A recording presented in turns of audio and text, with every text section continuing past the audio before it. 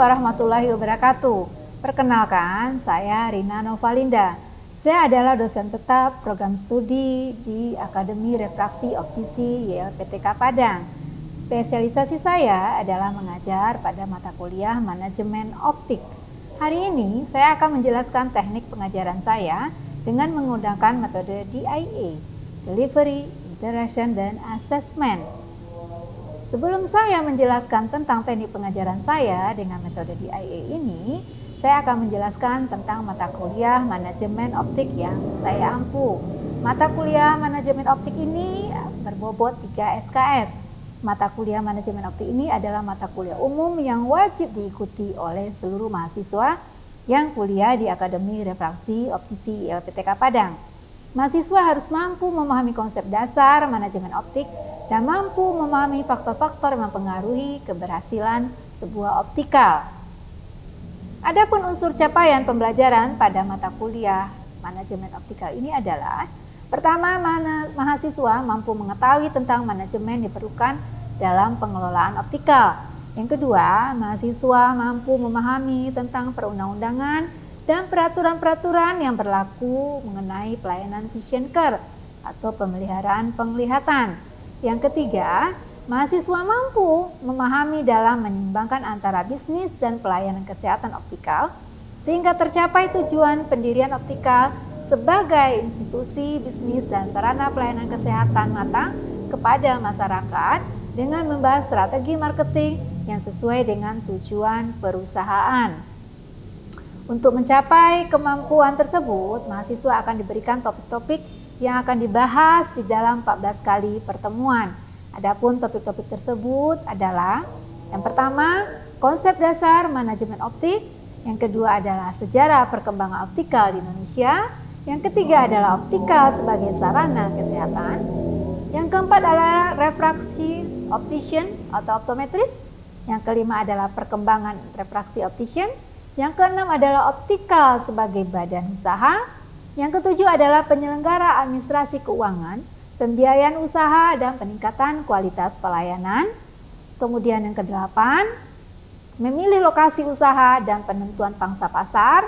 Yang kesembilan, menjelaskan prediksi daya beli dan analisa usaha sejenis. Yang kesepuluh adalah prediksi penjualan untuk mencapai titik impas. Yang kesebelas adalah promosi dan tuntutan pasar. Yang ke-12 adalah peningkatan kualitas pelayanan. Yang ke-13 adalah peran seorang RO. Kemudian 14 adalah fungsi RO dan RO sebagai manajer. Setelah kita mengetahui gambaran singkat mata kuliah yang saya ampu ini, selanjutnya saya akan menjelaskan teknik pengajaran saya dengan menggunakan metode DIA, Delivery, Interaction, dan Assessment. Yang pertama adalah Delivery. Delivery adalah dalam hal penyampaian materi kuliah saya dengan menggunakan acuan dari beberapa referensi buku manajemen optik. Adapun buku yang saya gunakan adalah: pertama adalah Dian Wijayanto yang berjudul Pengantar Manajemen; yang kedua adalah Erni Tisnawati yang berjudul Pengantar Manajemen; yang ketiga adalah Muhammad Mufid, Etika dan Filsafat Komunikasi; yang keempat adalah William Anchi berjudul Mengintegrasikan Praktek Bisnis. Selain dari keempat buku tersebut, saya menghimbau kepada seluruh mahasiswa untuk rajin membaca artikel-artikel ilmiah yang menyangkut tentang manajemen optik. Kemudian saya akan melakukan pembahasan case study di setiap minggunya. Di dalam pembahasan case study ini, saya menggunakan model pembelajaran problem-based learning dengan metode case study.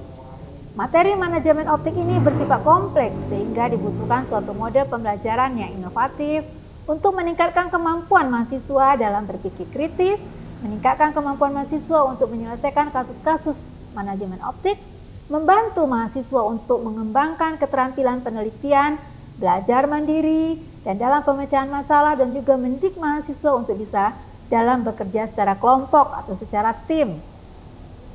Namun untuk presentasinya akan saya acak secara individu. Saya berharap dengan cara ini saya yakin akan lebih efektif membuat mahasiswa dipaksa untuk lebih prepare dalam menguasai materi dan punya keberanian untuk bisa tampil dalam menyampaikan pendapatnya. Yang kedua adalah interaction atau interaksi. adalah bagaimana saya berkomunikasi dengan mahasiswa. Biasanya di awal perkuliahan sebelum masuk materi baru, saya akan mereview mahasiswa dengan memberikan beberapa pertanyaan kepada mahasiswa dengan tujuan sejauh mana mahasiswa menguasai materi yang sudah diajarkan di pertemuan sebelumnya. Prosesi interaksi tidak hanya terbatas pada akhir penyampaian materi, tapi saya memberikan kesempatan diskusi di tengah-tengah proses pembelajaran agar mahasiswa tetap semangat dalam menyimak materi yang saya sampaikan. Selain itu, dalam penyampaian materi, saya selipkan juga kuis-kuis kecil sebagai rangkuman materi untuk memotivasi mahasiswa meraih poin penilaian yang dapat ditambahkan pada nilai tugas mahasiswa. Kemudian yang ketiga adalah asesmen atau penilaian, adalah bagaimana saya menilai mahasiswa. Di awal perkuliahan saya selalu menjelaskan kontrak perkuliahan yang telah disepakati antara saya dengan mahasiswa. Dalam kontrak tersebut memuat cara saya menilai. Dan adapun bobot penilaian terdiri dari pertama adalah kehadiran yang bobotnya adalah 10%, kemudian nilai tugas dan keaktifan di dalam kelas dengan bobotnya 25%, kemudian nilai UTS dengan bobotnya 35%, kemudian nilai UAS bobotnya 30%. Berikut ini adalah cuplikan video pembelajaran manajemen optik yang saya lakukan secara tatap muka. Assalamualaikum warahmatullahi wabarakatuh. Waalaikumsalam warahmatullahi wabarakatuh. Selamat pagi semuanya. Pagi, Bu. Sehat ya? Alhamdulillah, Bu. Ketua, berapa orang temannya yang nggak masuk hari ini? Sakit kedua-duanya. Oke, kita doakan semoga cepat sehat ya teman-temannya. Amin. Alhamdulillah. Hari ini kita minggu keempat, pertemuan minggu keempat akan membahas tentang masalah kompetensi seorang RO. Pasti nanti itu kalian sudah tamat, sudah punya standar kompetensi, sudah punya STR, surat tanda registrasi. Kalian harus memiliki yang ini namanya kompetensi ini sebagai seorang RO. Sebelum Ibu mulai membahas materi minggu ini, Ibu review dulu ya yang minggu kemarin. Ya, Bu. Saya. Oke, tentang optikal sebagai Sarana kesehatan. sarana kesehatan. Bisa bantu siapa yang bisa mengingat-ingat lagi materi yang kemarin? Berarti, Bu. Oke, silakan Wati, dibuka saja maskernya. Makasih, Bu. Kesimpulan dari materi kita kemarin, optikal sebagai sarana kesehatan. Dalam penyelenggaraan optikal sebagai sarana kesehatan, perlu diperhatikan juga dalam kegiatan penyelenggaraan optikal. Sesuai dengan Menkes 1424, Menkes SK 11/2002 tentang pedoman penyelenggaraan optikal, dalam rangka mendapatkan jangkauan layanannya kepada masyarakat, optikal diperkenankan menyelenggarakan pelayanan optometri di lapangan di wilayah kabupaten, kota, kecamatan yang belum memiliki optikal dan masih berada dalam satu provinsi dengan optikal tersebut, termasuk dalam pasal 12. Penyelenggara optikal dalam menyelenggarakan kegiatannya dilarang memperkerjakan tenaga RO yang tidak memiliki surat izin kerja atau SIK. Kedua, mengklaim kacamata dan lensa kontak untuk koreksi anomali refraksi. Ketiga, menggunakan optikal untuk kegiatan usaha lainnya, Bu. Oke, terima kasih Terima Wati. kasih, Hapus dong teman-temannya. Jadi sudah dijelaskan di Kemenkes 1424 tahun 2002 bahwa optikal ini diizinkan untuk melakukan pelayanan kesehatan mata atau pemeriksaan mata baik itu kabupaten, kota atau kecamatan. Tentu dengan ada syaratnya. Apa syaratnya? Harus mempunyai RO yang berizin. Kalau nggak berizin, itu bukan dikatakan optikal. Ada bikin optik A mereknya. Tapi sementara dia tidak punya RO, itu bukan optikal. Tapi itu adalah toko kacamata. Jadi standarnya untuk optikal itu berizin adalah dia harus mempunyai seorang RO yang mempunyai standar surat tanda registrasi. Nah, nanti kita akan membahas ke sini bagian minggu ini. Bagaimana sih standar kompetensi yang dimiliki seorang RO yang bisa melakukan praktek dalam pemeriksaan mata, baik itu di optik ataupun klinik mata. Kita masuk ke sini ya. ke pembahasan standar kompetensi refraksi optisi. RO ini juga bisa disebutkan dengan optometri atau refraksi optisi atau optometris, itu sama. Standar kompetensi harus dimiliki oleh seorang RO. Ini 3 nih wajib, bukan sunat, hukumnya ya wajib. Jadi kalian nanti tamat memiliki surat tanda registrasi STR, nanti ada ujian kompetensinya, harus memiliki 3 kompetensi ini. Pertama adalah kompetensi keterampilan pelayanan di bidang refraksi. Yang kedua di bidang optisi. Yang ketiga di bidang lensa kontak. Ini yang harus kita miliki sebagai seorang RO. Jadi pada waktu kita melakukan pelayanan di optik, ada pasien, kalian harus memahami yang ketiga ini. Apa saja sih Bu standar kompetensi dari segi keterampilan refraksi ini? Kita sudah melakukan pemeriksaan, ya, sudah praktek. Ada langkah-langkah dalam pemeriksaan pasien, mulai dari anamnesa, sehingga anamnesa apa? Wawancara tanya jawab. Pemeriksaan pendahuluan, ada pemeriksaan objektif, ada namanya pemeriksaan subjektif monokular, penglihatan binokular, sampai nanti terakhir memberikan atau mengeluarkan ukuran dari kacamata pasien. Jadi tidak boleh melompat-lompat dalam melakukan pemeriksaan. Anamnesa, wajib anamnesa dilakukan, karena anamnesa ini kita bisa menggali apa keluhan dari si pasien. Kita tanya apakah dia mempunyai riwayat penyakit, apakah dia ada mengkonsumsi obat-obatan, kemudian apakah dia memang sudah berkacamata atau belum, itu harus kalian perhatikan, harus kalian tanyakan. Pemeriksaan pendahuluan, ada pemeriksaan lensanya, skleranya, konjungtivanya, sampai melakukan pemeriksaan objektif dan subjektif. Kalau objektif itu apa? Pemeriksaan menggunakan alat seperti Otoref atau stripping. Jadi di sini dituntut RO-nya bagaimana? Aktif. Harus mampu dia menggunakan alat tersebut. Pasiennya bersifat pasif apa aktif? Pasif. Pasif. Dia hanya mengikuti instruksi dari si RO. RO-nya. Kalau yang subjektif? Dengan Ya, menggunakan menggunakan alat lensa lensa terjadi interaksi antara pasien dan dengan RO. sama-sama aktif. Ya, itu yang digali, informasi dari si pasien apa saja keluhannya. Kemudian kita nanti melakukan pengukuran visus, kemudian Brooke Elder, sampai mengukur keseimbangan binokular, yaitu dengan modifikasi Grosvenor. Nah, kemudian pengelolaan peralatan ada 3, pemeriksaan pendahuluan, refraksi objektif, pemeriksaan fungsi penglihatan binokular. Ya, keseimbangan binokular dengan menggunakan pemeriksaan dengan menggunakan modifikasi Grosvenor. Lensanya apa saja? Plus setengah dan plus 0,75. Kalau kita sudah melakukan nama Brooke Elder, nanti hasilnya akan sama dengan modifikasi Grosvenor ini. Yang kedua adalah optisi. Nah, optisi ini persiapan pelayanan optisi, bimbingan pemilihan bingkai kacamata. Dalam membingkai kacamata, pemilihan bingkai kacamata kepada customer kita yang datang ke optik, adakah ketentuannya? Yang mukanya kecil, yang mukanya lebar, atau powernya, ukuran kacamata yang tebal, seperti apa? Kalau dia mengalami miopia tinggi, kita sarankan seperti apa kacamata? Berikanlah frame yang kecil. Kalau miopia, lensanya tebal di tengah atau di pinggir? Di pinggir. Karena kalau dia frame-nya kecil, kemudian kita dengan miopia tinggi, tentu yang lensa yang tebalnya akan terbuang. Ya, jadi sarankanlah menggunakan frame terkecil. Itu ada ketentuannya.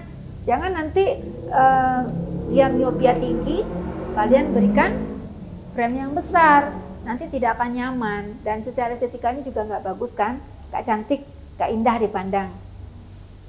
Kemudian apalagi pemesanan lensa kacamata, itu tugasnya seorang optisi, bagian optisi, apalagi lensa gosok, ya kan ada macam-macam jenis lensa tuh, ada lensa yang single vision, ada yang double vision, ada yang fotokromik, ada blue kromik. Nah, itu bagiannya optisi. Kemudian pemotongan lensa kacamata, penyerahan kacamata, sampai pengelolaan kacamata. Jadi pada waktu kita memberikan kacamata, kita harus mengedukasi pasiennya. Inilah cara penggunaan yang benar, seperti apa dalam pemasangan, pelepasan, gitu, sampai nyaman si pasien tersebut. Itulah keterampilan di bidang optisi. Yang ketiga adalah pelayanan keterampilan di bidang lensa kontak. Jangan sekali-kali kita RO memaksakan seorang pasien menggunakan lensa kontak. pengguna lensa kontak ini harus ada motivasi dari si pemakainya. Karena apa? Lensa kontak ini cukup ribet kan daripada kacamata? Ya, dia harus disiplin. Menggunakan lensa kontak berapa jam satu hari? Paling lama 6 sampai 8 jam. Kemudian dia tidak boleh mempunyai kuku panjang, jaga kebersihan, tidak boleh kena debu. Jadi kalau orang yang tidak mempunyai motivasi yang tinggi, jangan pernah sekali Anda suruh dia menggunakan lensa kontak. Kemudian kadar air matanya harus diperiksa. Orang mata kering bisa diberikan lensa kontak? Tidak. Tidak, akan terjadi apa? Iritasi. Iritasi. Nah, edukasilah pasien tersebut. Sehingga pada waktu dia menggunakan lensa kontak itu memang dia merasa nyaman, kemudian tajam penglihatannya semakin membaik. Ya, ada pertanyaan? Izin Silakan. bertanya, Bu. Jadi,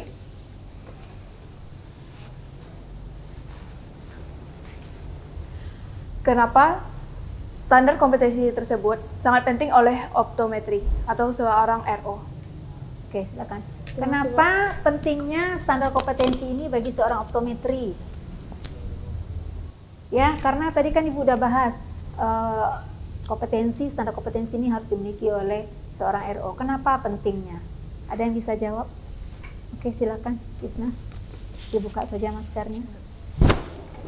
Izin ingin mencoba menjawab pertanyaan dari Dewi tadi, Bu. RO, refraksionis optisian atau optometris, harus memiliki standar kompetensi agar dalam melaksanakan kegiatan profesinya, yaitu pelayanan refraksi, pelayanan optisi, dan pelayanan lensa kontak sesuai dengan standar dan prosedur yang telah ditentukan. Sehingga nantinya di lapangan tidak akan terjadi kesalahan fatal. Oke, terima kasih. Dikasih hapus semuanya. 3 hal pokok yang harus dimiliki oleh seorang RO. Pada waktu kalian semua sudah tamat, sudah memiliki ijazah, sudah memiliki STR, surat tanda registrasi, berarti kita sudah berhak untuk melakukan praktek. Tentu sudah memiliki 3 kompetensi ini kan? Ya, Bu. Kompetensi bidang refraksi dalam pemeriksaan, mulai dari anamnesa sampai pemeriksaan akhir sehingga mendapatkan ukuran kacamata. Kemudian bagian optisi membuatkan kacamata sehingga kacamata itu bisa dipakai oleh si pasien, merasa nyaman. Kemudian bagian lensa kontak, penting, ya sangat penting. Jadi jangan sampai salah satu tidak dimiliki oleh seorang RO.